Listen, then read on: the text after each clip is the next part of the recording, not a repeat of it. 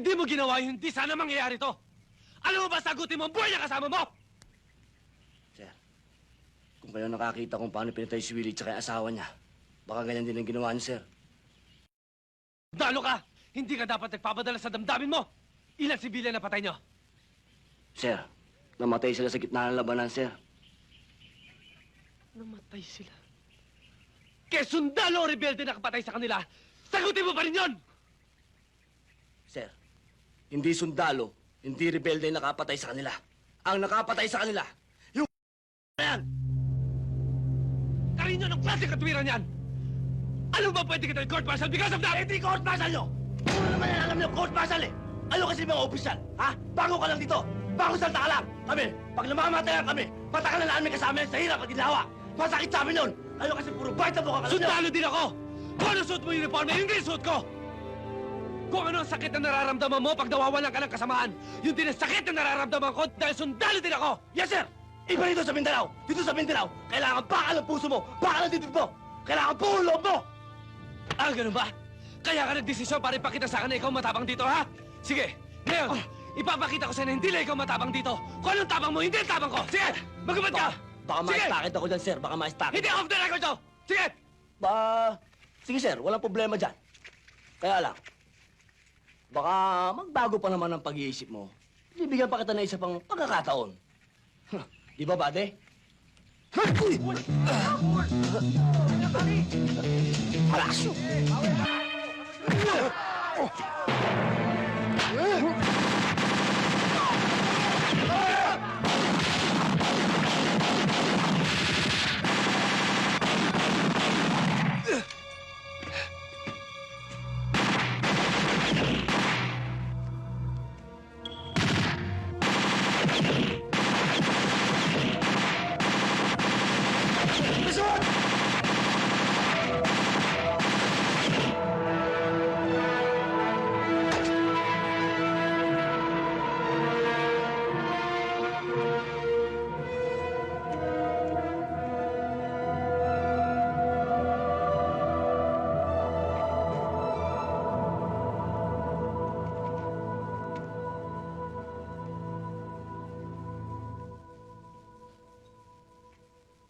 Sir, may message tayo.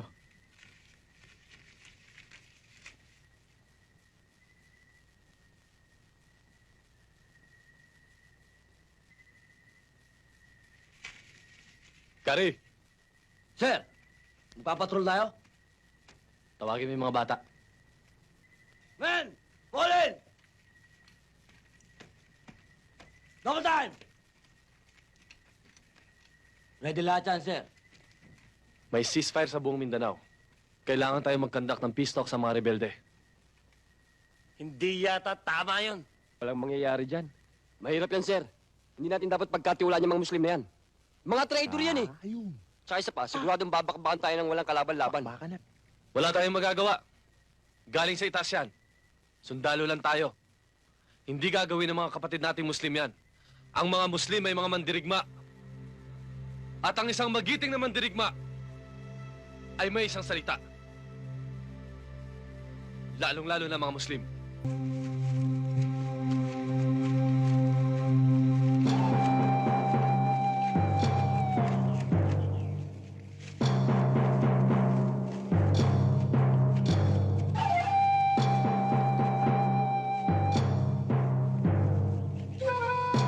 Tayo na, Tinyente. Ayun na si Manny.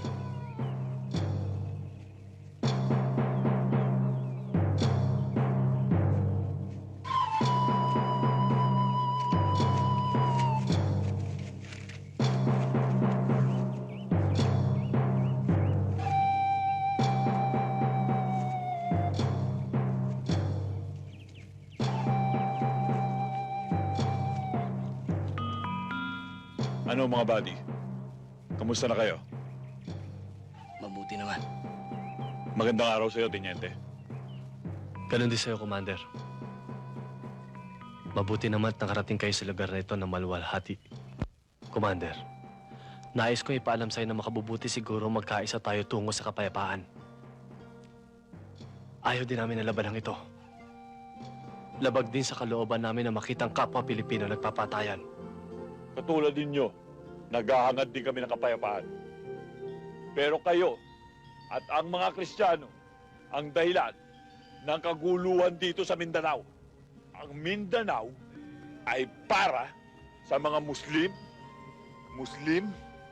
at kayo, alam niyong lahat na marami ng dayuhan ang nagtangka na sakupin ang bayang ito, pero hindi sila nagtagumpay.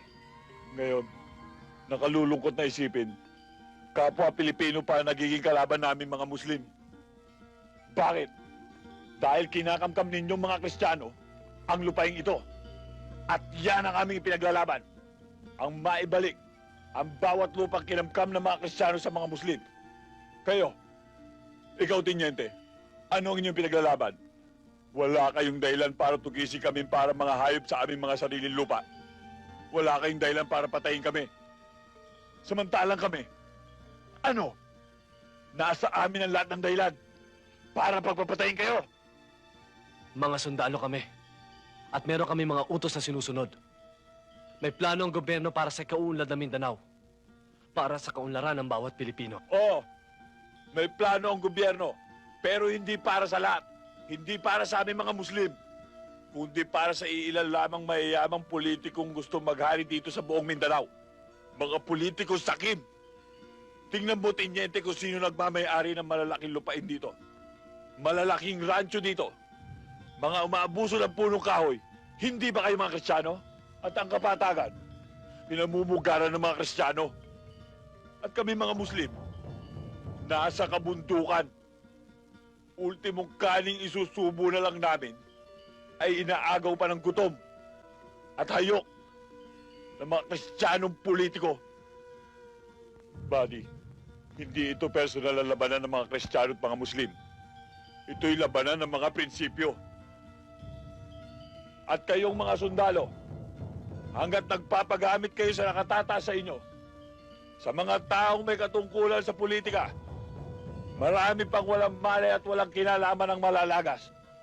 Tiniente, kaya kami bumaba at nakilahok sa usapang pangkapayapaang ito ay upang maparating namin sa gobyerno kung anong dahilan kung bakit kami nakikipagdigmaan sa inyo. Makakaasa ka, Commander. Magandang araw sa iyo, Tiniente.